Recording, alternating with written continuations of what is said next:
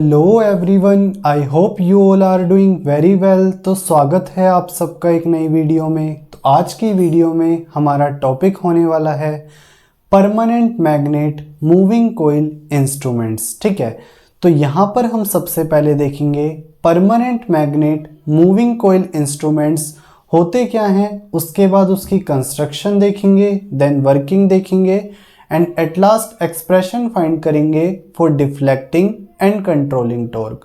तो video start होने से पहले मैं आपको बता दूं, बोर्ड पे हम जो भी डिस्कस करेंगे उन सब की फोटोज़ आपको डिस्क्रिप्शन बॉक्स में मिल जाएगी। साथ ही आपकी कंप्लीट रिवीजन के लिए हैंड रिटन नोट्स का लिंक भी आपको डिस्क्रिप्शन बॉक्स में अवेलेबल हो जाएगा, जिसमें हमने हर एक लाइन को बहुत अच्छे से एक्सप्लेन किया हुआ है। तो बिना टाइम वेस्ट किए हुए चलते हैं अपनी वीडियो में।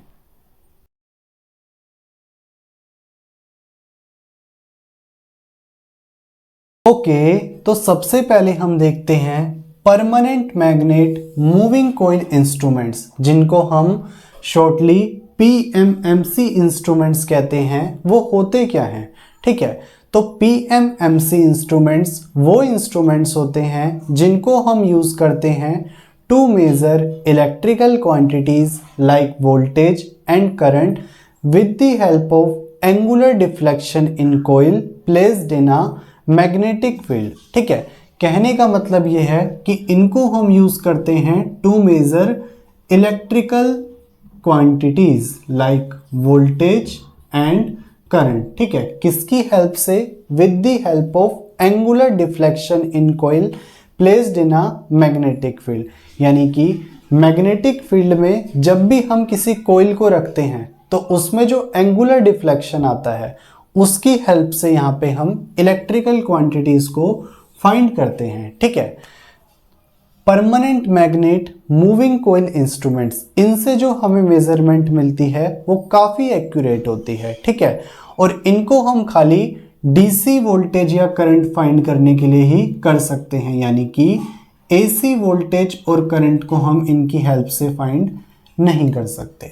ठीक है, तो ये थे हमारे पास पीएमएमसी इंस्ट्रूमेंट्स। ठीक है, अब हम सबसे पहले देखेंगे इसकी कंस्ट्रक्शन कि ये बनते कैसे हैं। ठीक है, तो इसकी कंस्ट्रक्शन में क्या है, हमारे पास एक मूविंग कोइल होती है जो वाउंड होती है ओवर अ फॉर्मर, यानी कि फॉर्मर के ऊपर हम मूविंग कोइल को वाउंड कर देते हैं यहाँ पे। ठीक है, और ये मूविंग कोइल क्या है, फ्रीली मूव कर सकती है in a stationary and uniform magnetic field. ठीक है, उसके बाद फॉर्मर, ये फॉर्मर क्या होता है, ये एक रेक्टेंगुलर फॉर्मर होता है जो कि बना होता है एल्यूमिनियम मटेरियल से।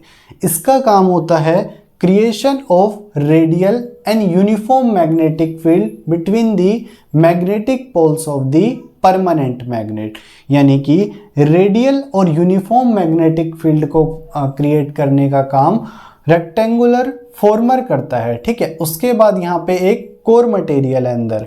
उसके बाद हम बात करें तो यहाँ पे क्या है, हम एक परमानेंट मैग्नेट का यूज करते हैं। ठीक है, ये क्या है, एक परमानेंट मैग्नेट है जो कि जनरली बनता है एल्कोमैक्स एंड एल्निको मटेरियल से।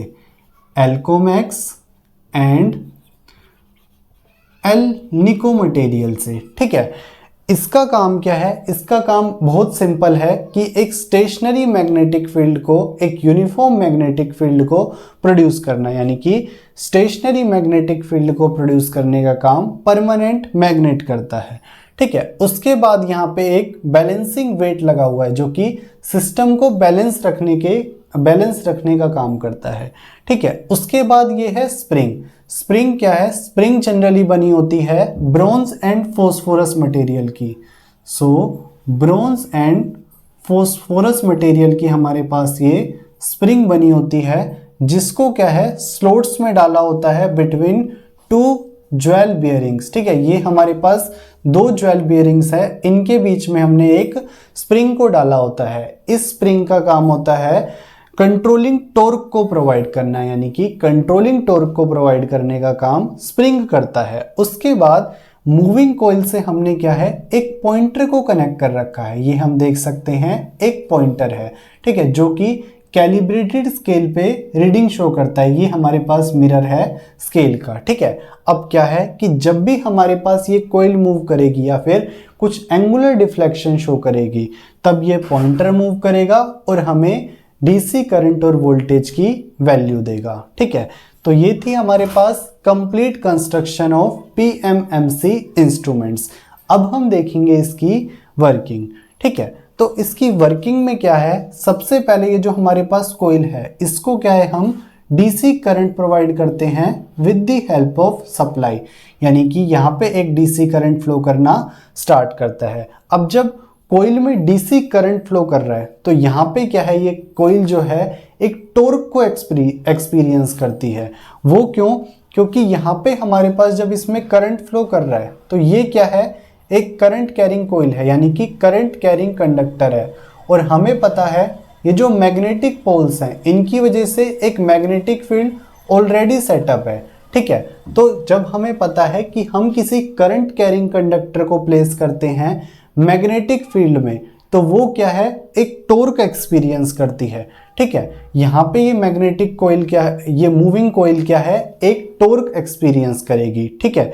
और ये जो हमारे पास टॉर्क एक्सपीरियंस करती है इसका अमाउंट डिपेंड करता है अमाउंट ऑफ इनपुट वोल्टेज और current that we have given to the coil, यानी कि ये जो टॉर्क एक्सपीरियंस कर रही है उसका मैग्नीट्यूड डिपेंड करेगा कि हमने इसको कितना करंट या वोल्टेज एज एन इनपुट दिया है, ठीक है। अब क्या है कि ये टॉर्क एक्सपीरियंस कर रही है तो कुछ ना कुछ एंगुलर डिफ्लेक्शन शो करेगी, यानी कि मूव करेगी। अब क्योंकि पॉइंटर हमारे पास इस कॉइल से अटैच है तो पॉइंटर भी मूव करेगा, और पॉइंटर मूव करके क्या है, हमें करंट और डीसी करंट और वोल्टेज की वैल्यू शो करेगा ऑन दी कैलिब्रेटेड स्केल, ठीक है। तो इस तरीके से यहाँ पे रीडिंग्स मिलती है हमें करंट और वोल्टेज की, यानी कि इसी तरीके से मेजरमेंट होती है।